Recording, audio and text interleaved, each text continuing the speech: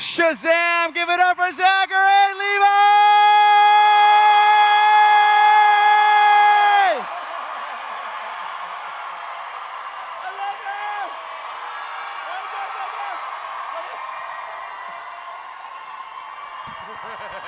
You're live on Instagram right now, just FYI. Woo! So much fun. All right, I'm gonna end it. Wait. End. Hi, Salt Lake City. Oh man, I love you guys so stinking much. I can't even stand it. I can't even hardly stand it.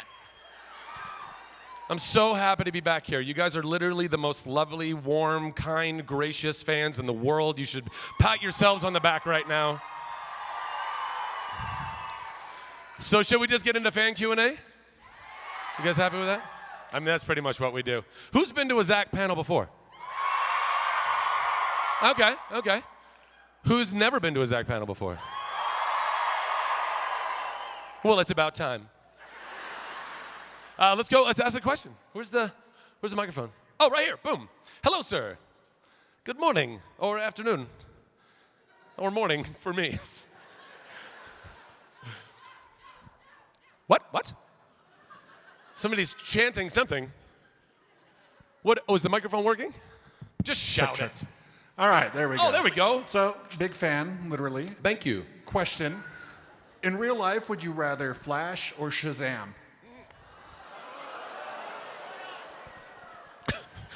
Everybody's like, ooh, what are you going to say about yourself? Diss. I would. Oh, the ooh was really like, oh, I'm about to lose fans right now. No, I mean, I'd have to Shazam. I honestly, like, first of all, I had very little control over the Flash of it all, you know? That was kind of a haphazard thing that would happen to me that would give me incredible abilities, no joke, obviously, and that was a lot of fun to do, but even the intersect wasn't as powerful as two gods, two demigods, a titan, and a man of God. You know what I mean? Like, that acronym is kind of like one of the tightest things ever, so I will gladly take that transformative power to say a word and be me. That would be awesome. Great question. Thank you, sir. Thank you, Doomslug. Yes, sir. So we saw in Tangled that you are to put it mildly, a very capable singer. Oh, thanks, man.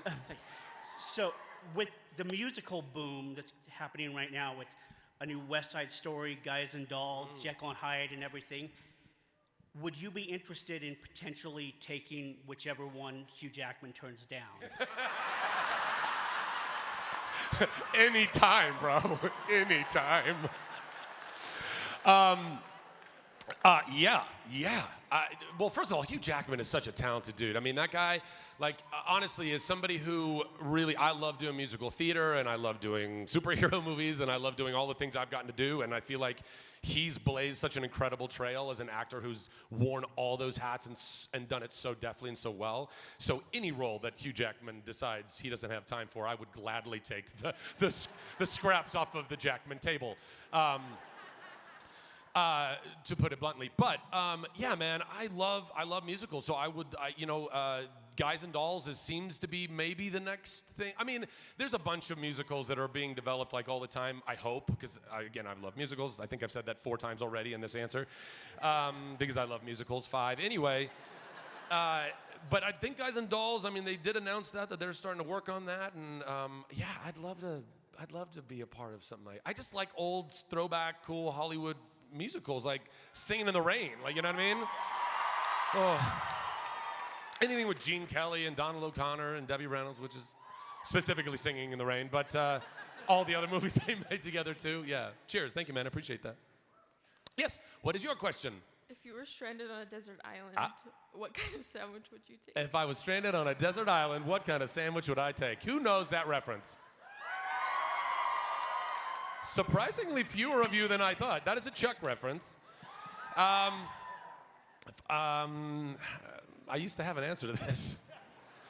And then I stopped eating bread. It's the worst, guys. Don't do it. It's a lie. No, it's actually really good for you. Shocker. Not putting a bunch of processed things in your body is really healthy. So if I don't know. I mean, there's so many great sandwiches, aren't there? Aren't there? I don't even remember what the Chuck what? No, I mean honestly, in homage to our once great powerful partner Subway, I would say that I'll do the cold cut trio with every. I mean, literally, it's my favorite Subway sandwich. I'm not even kidding. Or like a good turkey breast, but you get the turkey breast with the. Anyway, it doesn't matter. Point is, all of that foot long on. I don't know, just some scrumptious bread with like mayo, mustard, everything. I just put everything on there. That is my sandwich on a deserted island. Thank you very much. Good answer. Good answer. Yeah, Hi. what's up, bud? So first off, congrats on Shazam. Thank you very much. I appreciate that. Didn't work. So I was wondering, did you do it just for the Funko Pop?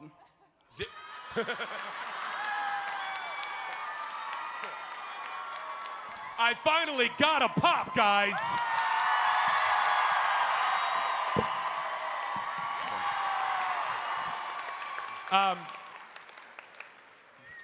Yes, I did.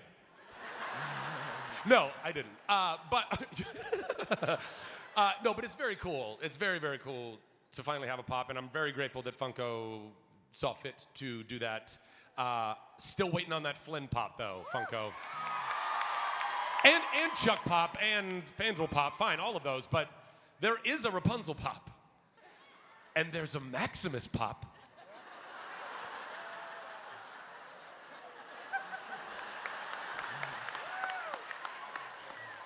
Pascal even made it into Rapunzel's Pop.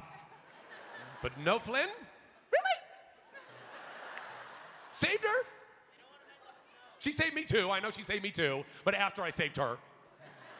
No pop. Anyway, thank you, sir. Appreciate it. Nice suit, too, by the way. I appreciate that. And a PVC pipe cane. Well, very, very, what's the word I'm looking for? Handy. Crafty. Crafty, yes. Yes, hi. Hi, how are you? Well, thank you. It's been reported that Sterling K. Brown was We get confused all the time. was gonna join the Marvelous Mrs.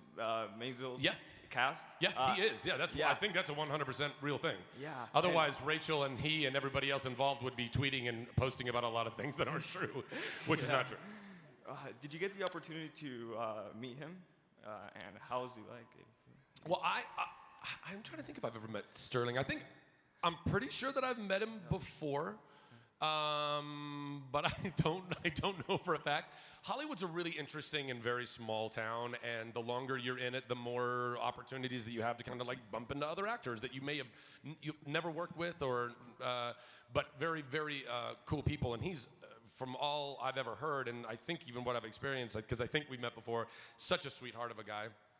But I haven't worked on Maisel this season, so I wouldn't have met him on set. I'm not even sure he's started working yet. I'm not sure what episode they're in. But if I do get the privilege and honor to go back and do even a bit of that show, and he's in those same episodes, I would be stoked. I think he's such an incredibly talented actor. And what he and Mandy and all of the rest of the cast on This Is Us are doing right now and making such incredible programming, you know, like, I'm just so proud of all of them. Like, so stoked for them all. It's really, really cool. Yeah. Cheers. Yeah. Oh, Maisel's your favorite show? Yeah. Well, you have excellent taste, sir. What's that? I don't. Well, who knows? You never know. These things are out of our hands. Yeah. Hey, Hi. Zach. My name's Amy. Hi, Amy. So- Nice cosplay. Thank you. I say this all the time. But it's true. You are welcome for the easiest cosplay ever in the history of cosplay. That right there. Or the white shirt with the gray tie and the black pants. You're welcome. Yeah, I see you over there. I see you. Yeah. Oh, yeah. All right. All What's your question? So I know you're a big Disney nerd and you like to go to Disneyland all the time. Disnerd, please, is the appropriate term that I coined. Continue. So have you ever met yourself as Flynn Rider at Disneyland? Have I ever met myself as Flynn Rider? Yeah. You mean have I ever met Flynn Rider? Yes. Many times. And how did that go? And they're all pretty darn good. I think one of the things I appreciate about Disney is that they take all of their cast members and all the actors that bring these characters to life. Like, you know, they really give them an excellent kind of lexicon of the character and like really help them to come to life. So kudos Disney for keeping the charm and the smolder alive at Disneyland. I have yet to go to Disney World though, so all those Flynns could be kaput. I have no idea. But thank you. Yes. Yeah. Hi. Hi. Wow. Oh, That's loud. That's power. Yeah. Amplification. So I'm a big fan. You're actually like my celebrity crush, so I'm very happy to be like this close to you right now.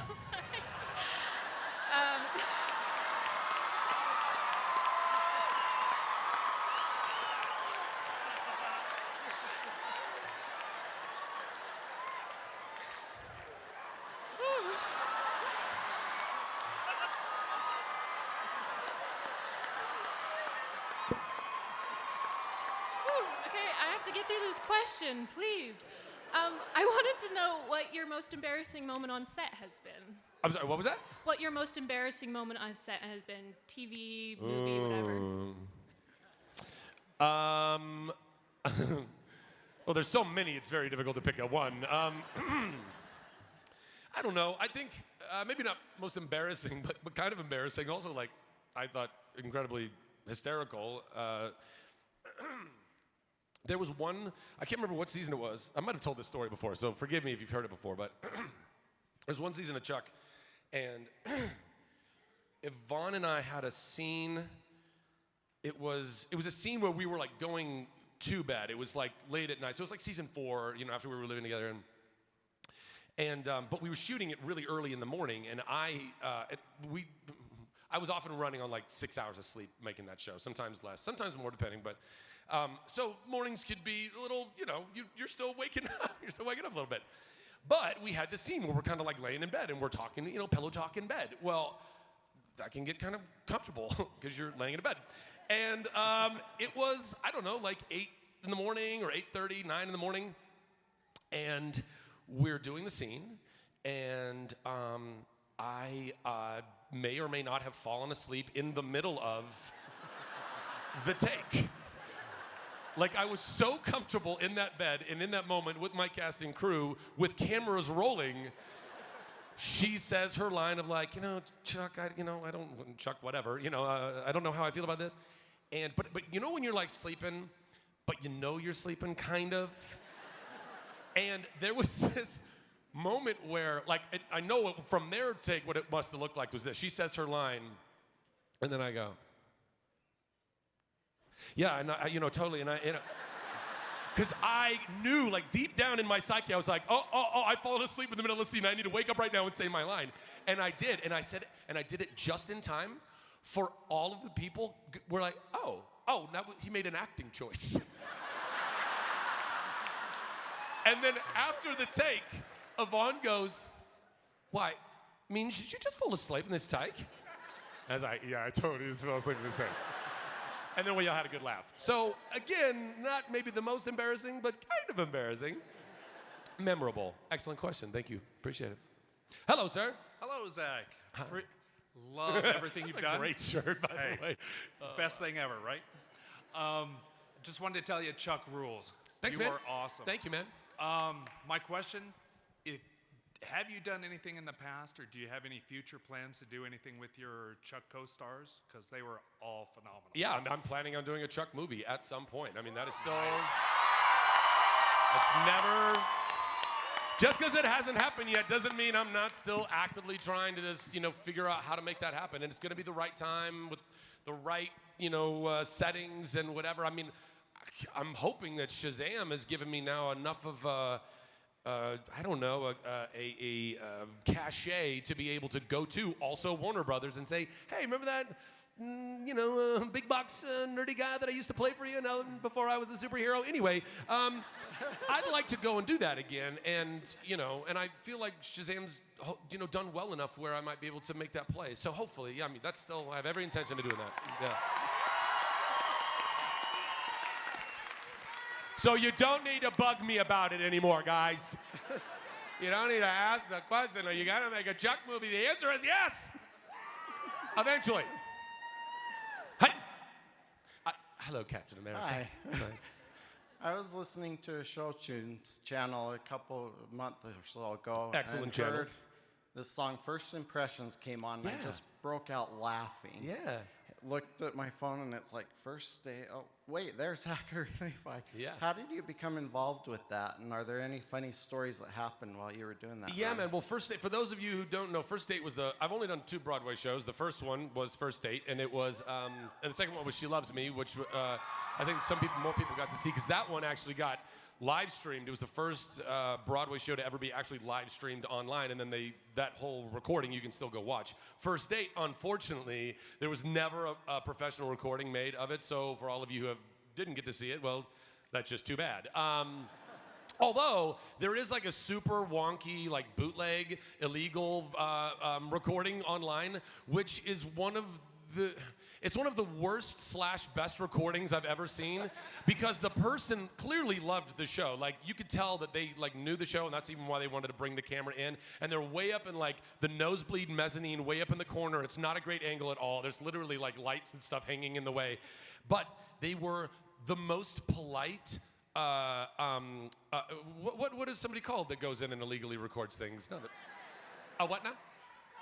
A pirate. Arr, a pirate. They were the most polite pirate ever, because they have the camera. You should go check it out just for this. They literally are videoing the show illegally, and like, you know, you can kind of tell like they're trying to keep it away from anybody like security or something. And then like a number from like a song would end, and then they'd put the camera down to applaud.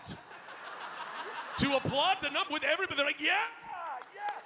And then they'd get so lost in the scene coming out of the song that they wouldn't pick the camera up for a minute, and you can see it just sitting there, and then all of a sudden you can tell they realize, because you get this with the camera. And it's all trying to find the scene again. I'm like, this is the worst. If you're gonna go through all the trouble of like literally doing something illegal, like at least commit to that, right? But also, like, how adorable that they were like, oh, this is such a great show, and I have to applaud for it. Anyway, tangent. Shocker, it's a Zach panel. Yeah, man, First Date was just, honestly, I got a call from my agent. There had been a couple of different Broadway shows that had come my way, but I was always waiting for the right one, and for me, the right one had to be an original show. The first one out, I had to do an original show, because I felt like if I did like a fill-in, or like, you know, to take over a role that somebody else has vacated already, or to do a revival even first out of the gates, you're always maybe going to get compared to the last person that played that role, and I just really didn't want that to happen. I wanted to go and create something that anybody in that Broadway community or around the world can go, oh, this is what this guy did with this role all by himself, and nobody's ever done this, and he got to, you know, bring that to life. And that was an incredible experience. I mean, we did it for about 6 months. And Krista Rodriguez was my incredible co-star in that, and also we had 5 other incredible ensemble, 7? No, I think there was 7 total. Anyway, it was a romantic comedy musical about, you know, basically a guy and a girl on a first date in a bar in New York, and it was a really lovely thing to get to be a part of. And I still run into people now today who saw it, and it's like yeah. How many people actually saw First Date on Broadway? That's how few. Do you know what I'm talking about? So, you know, it's great when people get, because with Broadway, I mean, now there's a lot more recordings of Broadway shows, but for a long time, you know, the only way you ever knew what a Broadway show was, or like, you had to have been there. You had to have been there live to feel it, and there's something very magical about that. But I love that the soundtrack and stuff is still out there. Yeah, cheers. Thank you, man. Appreciate it. Okay, so... Okay. I love that you didn't even wait. You're like, okay, here we go. So, first off, Yes. I know why they don't have a Flynn pop. It's I'm with you. because they'll get your nose wrong. Oh. Huh?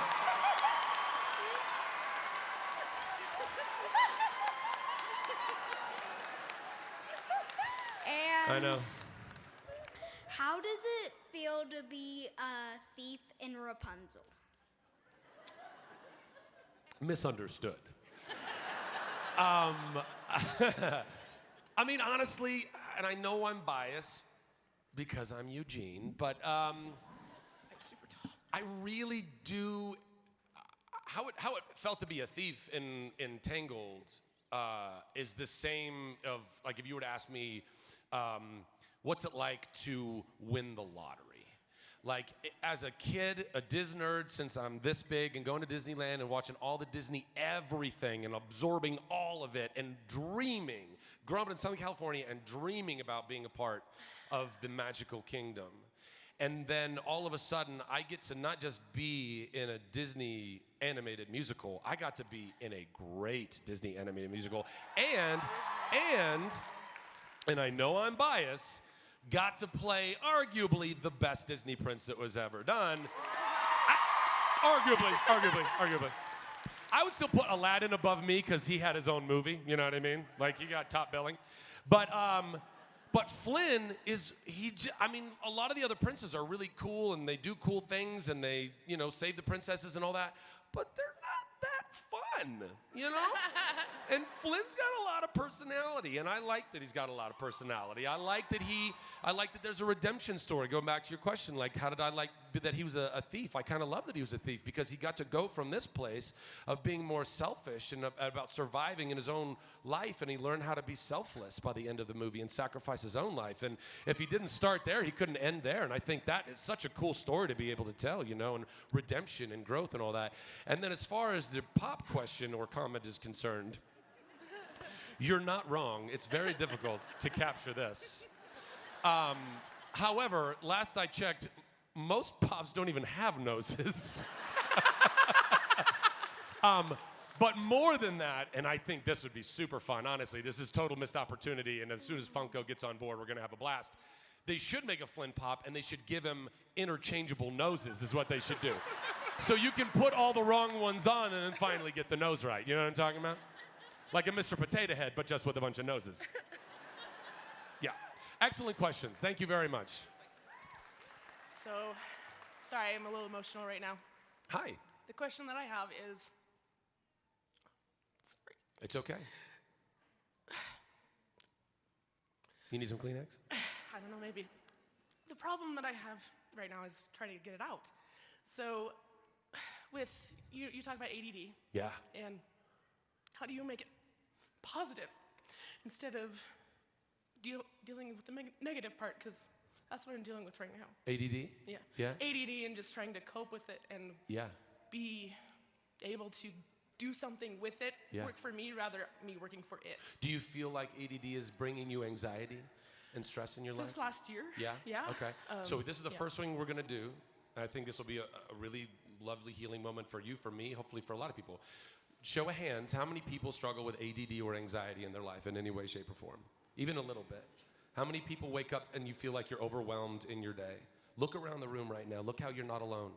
None of us are alone. We all deal with this on a regular basis. So first and foremost, know that you are loved and you are surrounded by people that understand the things that you are going through. We are never alone in our mental illness, guys. Just trust that. That is 100%, take that to the bank. Take it to the bank. I have gone through hell and back in my mental illness and in my mental health journey, and I am so grateful that I got to, because now, on the other side of it, I can see all the ways that I believe God used it to help make me the man that I am right now, including my ADD, including being a crazy, spazzy kid that literally was looking for love, looking for attention. My home life was not a great home life, and God rest my mom's soul, but she was an abused kid who ended up being an abusive mom, and this is generational stuff. We have to begin the process of forgiving ourselves and forgiving our parents and forgiving all the other people in this world who have hurt us in these ways, because, I mean it. Yes, sure, yeah. Thank you. You're welcome, you're welcome. There's so much more that I would love to talk about on all that stuff, but we'll talk about more mental health as the years go on, because it's the most important thing we're going to talk about, right? That's right. Okay, great. Yes. Hi, my name is Keenan. Hi. I watched you on Good Mythical Morning. What was it like working with Rhett and Link? Oh, for Rhett and Link? Yeah. It was so fun, man. The Shazam press tour, or as I called it, the Shazam Yes tour, because it was so fun. It really was. Oh, man, just dreamy. But, there's so many random things that you end up doing, just trying to put the good word of the movie out there and promote the movie, and various people like Rhett and Link that I end up going and doing Good Mythical Morning with. And I'm always like, you know, we do interviews and talk about things all the time, whatever our projects are. So when you get to do something that's like a little outside of that, and all of a sudden you're playing a fun game, and I love games, bro, I love them. So yeah, and had no idea. And I specifically tell my team, like my publicist or manager or whatever, I'm like, I don't want you to tell me what I'm walking into. I want to just go, because I want it to be real as it can be, you know? And those two are super, super sweet dudes and really funny and like family guys, and like, you know, they're just genuinely good people. And the whole mask game that we got to play was so ridiculous. If you haven't had a chance, go to Rhett and Link's YouTube, and their Good Mythical Morning, their episode of me, Good Mythical Morning, we play this really silly game where we're wearing these masks, but we don't know what we're wearing. And I think after seeing my own mask, the clue that they gave me of being like Big Bird's, like, you know, like tougher brother or something, I was like, yes, that makes total sense. So anyway, go check that out. But yeah, it was fun, man. Yeah, thanks. Hi. Hi, my name's Erica, Nice to and meet my you. daughter Lily loves you so much right now. What was that? My daughter Lily, Oh, she your loves daughter you so much. Where's your daughter Lily? Sing down. Hi, Lily. Hi. Oh, hi. Oh, you're just a little one. Hi. The lights are so blinding. Oh, you're adorable. So my question Yes. is, if you had a chance to play any Marvel characters or a different DC character, who would you love to play and why? Oh, wow. Well, I mean, I've said many times on record that I like, Deadpool ultimately ended up becoming my favorite Marvel character, just because I mean, he's, you know, like the coolest looking ninja, you know, like Snake Eyes, but with like a cooler pattern on his suit, and double katanas and machine guns and teleportation and the mark with the mouth and all of that. Like, I just thought it was such a fun, dynamic character. But Ryan's deftly playing that, and he's doing a fantastic job, so good to them. Gambit was probably ultimately my favorite of the X-Men, and I think that would be a really fun character to play. Also, I was super into the whole X-Men mutant world. So like X-Factor, X-Force, New Mutants, all that. So I like Havoc. Havoc was a buddy of mine. I mean, basically, when you're reading comics, all of them become your buddies. Havoc, I quite like. Multiple Man, I thought was a really fun character too. So yeah, any of that stuff. And then in the DC world, I mean, I don't know. I always thought a Green Lantern, not to, I mean, go back to yet another Ryan Reynolds role, but Green Lantern, I think, is such an awesome character that I can't wait for them to find who's gonna, you know, take up that mantle and, you know, keep building the league, keep building the league. That could be fun. But I'm very happy being Billy Batson. That's the greatest. Wouldn't change it, honestly, wouldn't change it for the world. It's just the greatest. Yeah, excellent question, thank you. And bye, Lily. Hi. Hi, Zachary. How are you? I'm really well, thank you. Okay, so my niece wasn't able to make it today, and she just adores you. And she was wondering who would survive best in a zombie apocalypse? The apocalypse is also a really tragic thing. Would it be Eugene Fitzherbert, Shazam, or Chuck? It would be Shazam. I mean, only magic can hurt me, plus I got lightning from my hands. I mean, I would just zap all of those zombies' heads off. It'd be way too easy. And then probably, well, and then actually Flynn would fare well because he's animated. So, yeah, so Chuck would be the only one that really had any problems, and we'd work that out. And hello to your niece for me as well, yeah. Hi, you must be from Hogwarts. I love the big smile that just put it. He's like, he sees it. He gets it. I get it. I was wondering if you could have one of Shazam's powers, which would you pick and how do you use it to your advantage? Excellent question. I like that you added, how do you use it for your advantage? I see. So I thought about this a lot, because I think about these things a lot. Because I'm a nerd. And, amen. I mean, some of you are literally adorned with the shirts that I made that say such a thing. You know how Yeah, I see you. I see you, Booth. So if I had to pick any of them, it would be the Wisdom of Solomon. Now, to some people, that's not nearly as flashy or as cool, and I get that. It's not as cool as being able to fly or shoot electricity from my fingertips or whatever, but first of all, as somebody who, as a spiritual person who has some kind of an understanding of what the profundity of the Wisdom of Solomon is, I think that's a pretty tremendous gift to be able to have. But more than that, if you think about it, if you had the Wisdom of Solomon, you could then make a super suit that gave you all the other superpowers.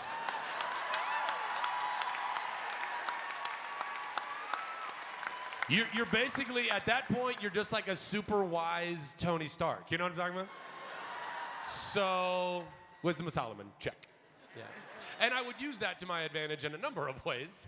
But hopefully, and I really do mean this, I hope that if I was ever put in a position like that, which would be super cool, I'd probably have, I think any of us, I wouldn't blame any of us for wanting to go fly around for a couple of days and just having a joyride. But then after that, you realize you've been given, not to quote another superhero, but one that's also kind of similar to Billy Batson, with great power comes great responsibility. And I hope that I would use every bit of that to go do right in this world, to go stop bad people from doing bad things and help good people do good things. That's what we got to do more of. You know what I mean? Yeah. Hi. Hi. Oh my gosh, you're shaking. It's okay. Oh, you're shaking too.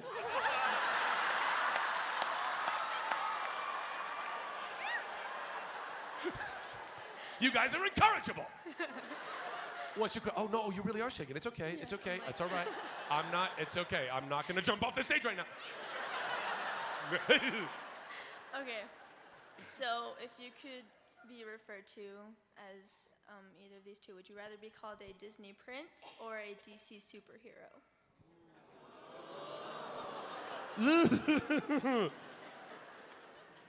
Yes. A Disney superhero. Excellent question. About to start a war in here. And what's your question? Hi. Hi. You're known for being very positive and optimistic. What are you talking about?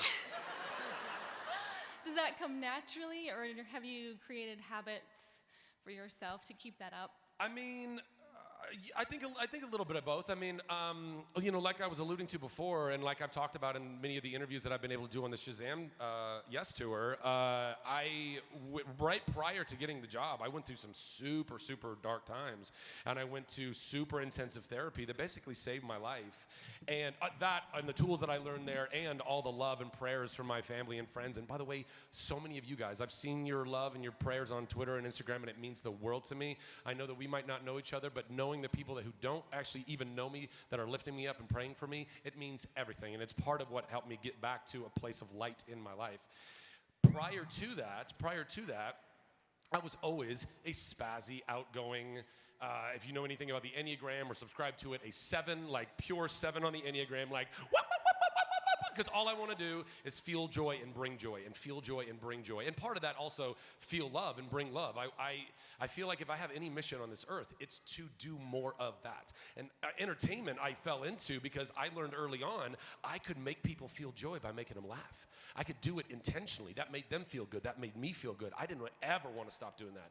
So all that plus, all the ways that honestly, even unhealthy things, even things that were the ways that the things that happen to us in our lives that might not be ideal, but I still believe can be redeemed by God to be a good and positive thing and force in your life, and it's given me empathy for a lot of the stuff that I've gone through. So all of that was already kind of in me, but I'm so grateful that now on the other side of actually getting healing for my own heart, the more you can know and love yourself, the better you can go know and love other people. And I am so grateful for that. So that's all part of that. You got to work on it. It's a daily thing. I spend time in prayer morning and night. You meditate, go to the gym, take care of yourself. Guys, love yourself. You're so worthy of it. You're so worthy of all the love that you feel in your life. If you feel like you're not feeling loved, you're loved. Go ask people around you. Go ask your friends and family. You're loved, you're loved, you're loved, and go love yourself. It's so important. Anyway, so I'll stop on that tangent. Thank you. Yeah. What's up, man? How you doing? So, my question is, in the Shazam suit, how much of that was you, and how much of it was? It was all me. Yeah. Can't you tell?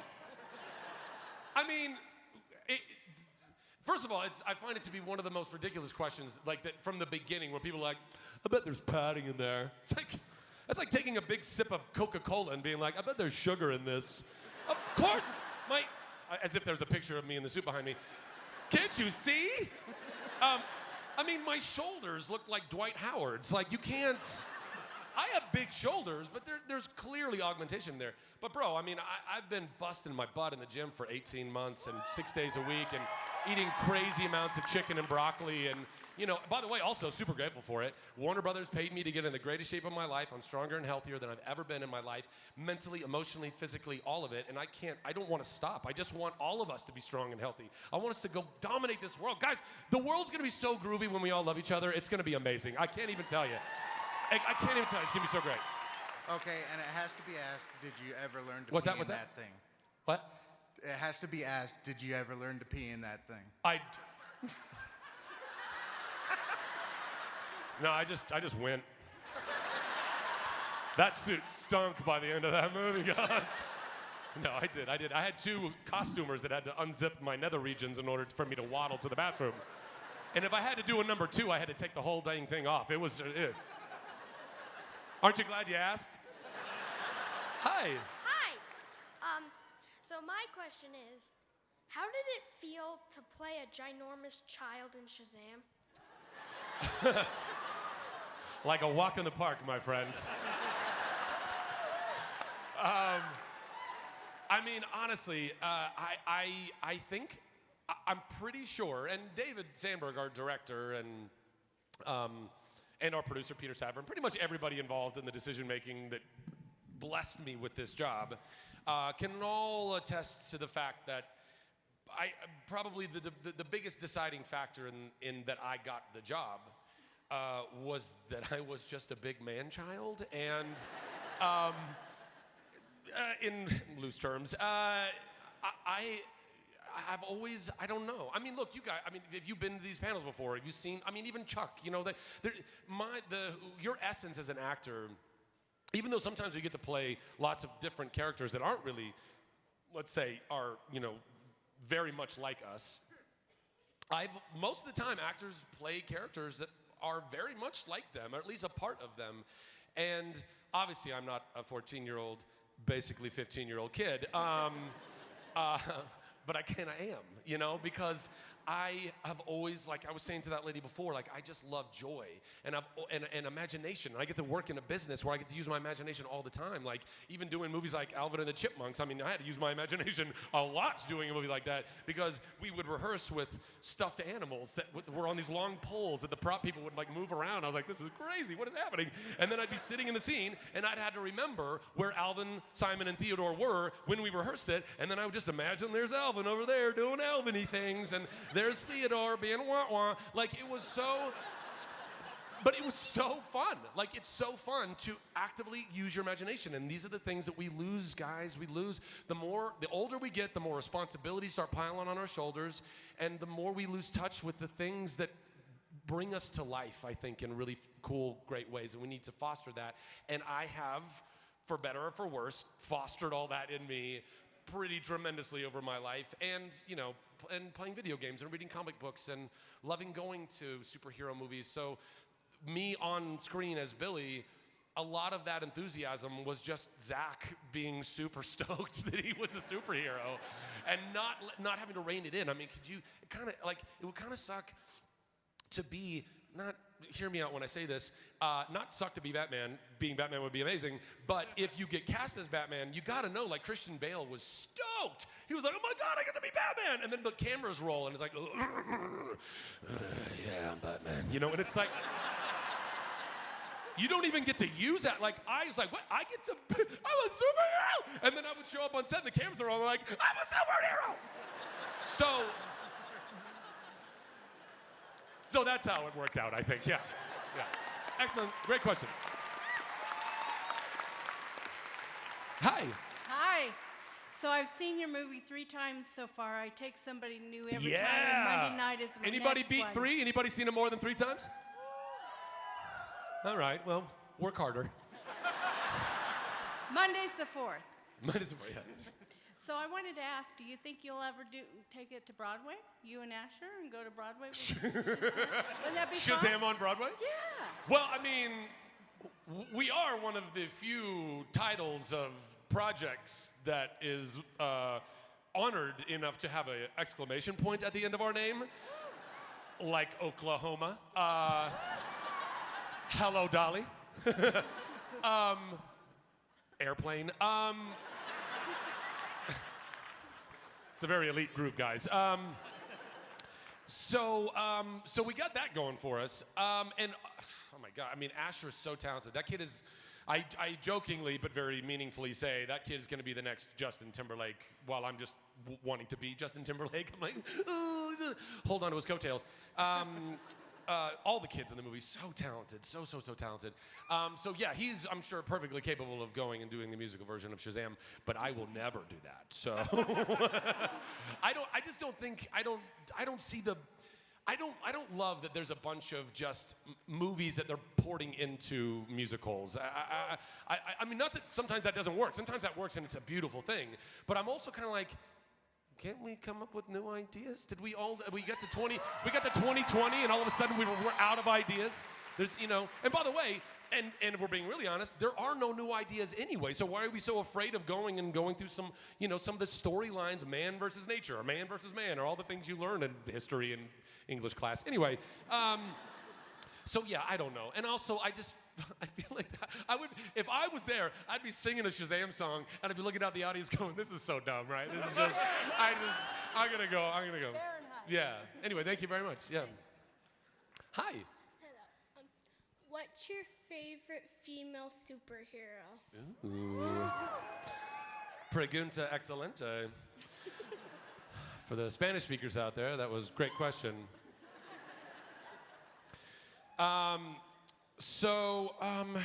Favorites? Well, to be honest, and maybe it's because I thought Gambit was such a great character, but I loved Rogue.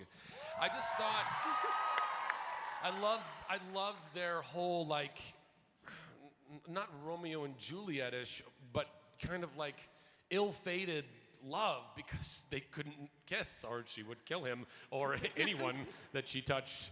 I mean, that's a harrowing life with all that power and incredible power that she had. And I just love that white shock of hair in her, in her hair, and I don't know. I thought she was really dope. I'm trying to think of. I mean, look, obviously biased, but I think what Gal has done with Wonder Woman is quite possibly one of the. I mean, the Wonder Woman as a character is fantastic, and I quite do love that we are now getting all of these, Captain Marvel even, these female-led, empowered storylines, particularly for people like yourself. And so I love all that, but I just think gals, I don't know, I mean, well before I got this job as Shazam, I remember watching that movie going, I don't know how to stop looking at her. She's effervescently charming and beautiful and has such a, I don't know, like that innocence about her that she brought Diana to life with, and I just think is so mesmerizing. I think it's lovely and still so strong and kick butt. So probably Wonder Woman, but in the Marvel universe, probably Rogue. Yeah. Thank you. Excellent question. Hi. I was wondering, with Nerd HQ, are you still working on that? Yes. Is there a What- follow-up to that? Yes. Okay. What can we do to help? Oh, what can you do to help? Well, is everybody here or who's familiar with Nerd HQ? Anybody been to it? Cool.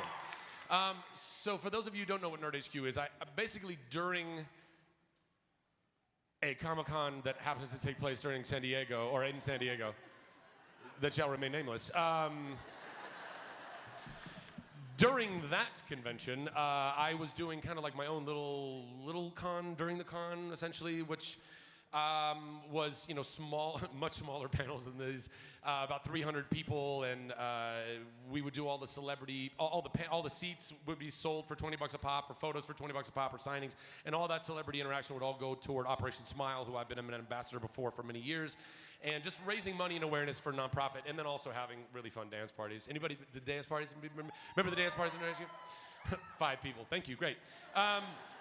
So I love all of it. The truth is, it was a for-profit company, but we raised a lot of money and awareness for Op Smile. We never made money as a for-profit company.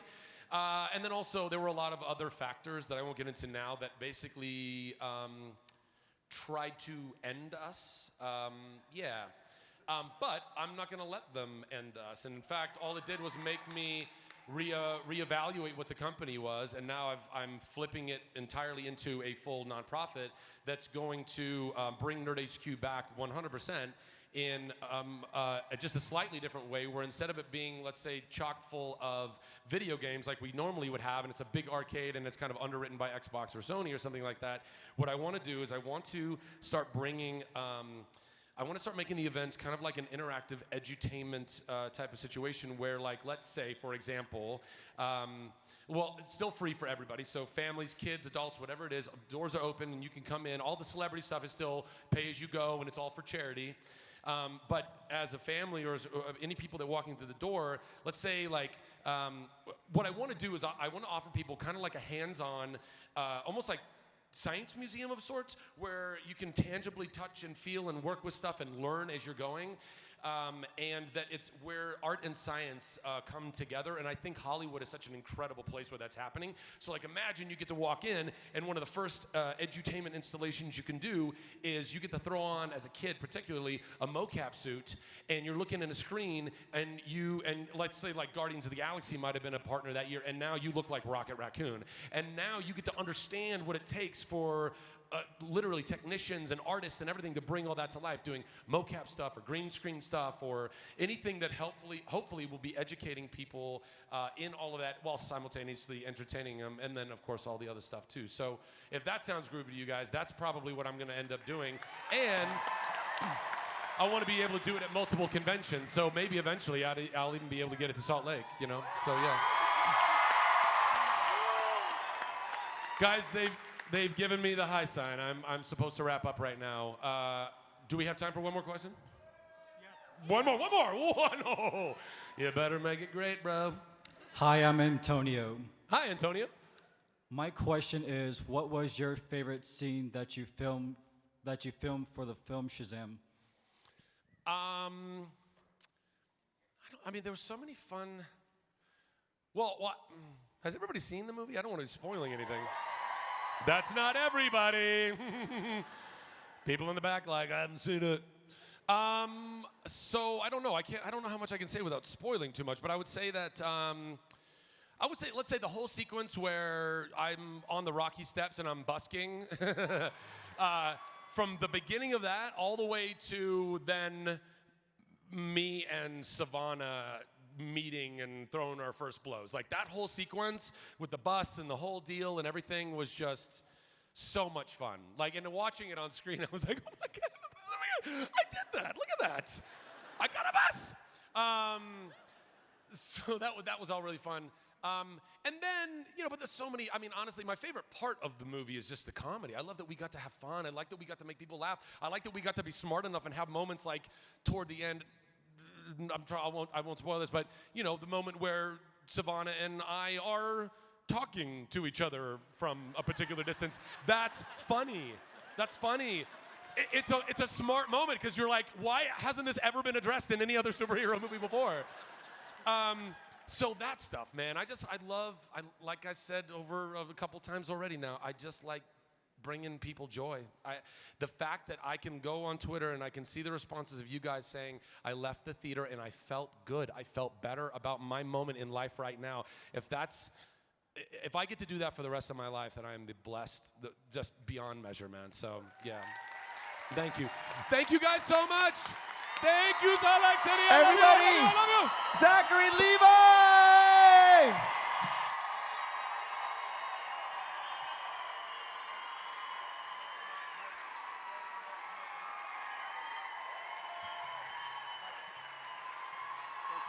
You guys, I have to tell you this, Zach.